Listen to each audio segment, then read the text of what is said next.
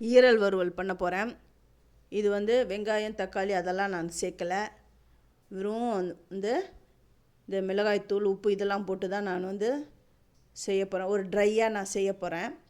இதுக்கு ஃபஸ்ட்டாக அடுப்பை ஆன் பண்ணிவிட்டு கடாயை வச்சுட்டேன்.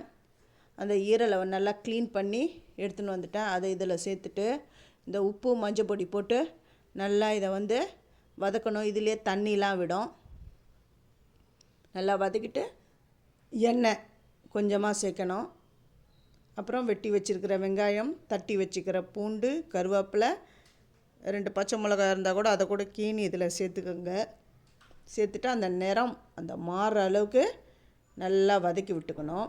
இப்போ இதுக்கு வந்து தேவையான பொருட்கள், அப்புறம் தனியாத்தூள், குழம்பு மிளகாய்த்தூள், ஜீரகத்தூள், அப்புறம் காஷ்மீரி மிளகாய், கரம் மசாலா, மட்டன் மசாலா, இது எல்லாமே நான் வீட்லேயே செஞ்ச பவுடர் தான் இது. இதோடைய வீடியோஸ் எல்லாமே என்னுடைய சேது சித்ரா கிச்சனில் நான் போட்டிருக்கேன், நீங்கள் போய் பாருங்கள். இது எல்லாமே சேர்த்து நல்லா கலந்து விட்டு அந்த மசாலாவுடைய வாடெல்லாம் போனதுக்கப்புறம் கொத்தமல்லி தழையை இதில் தூவினா சூப்பரான ஈரல் வறுவல் ரெடி.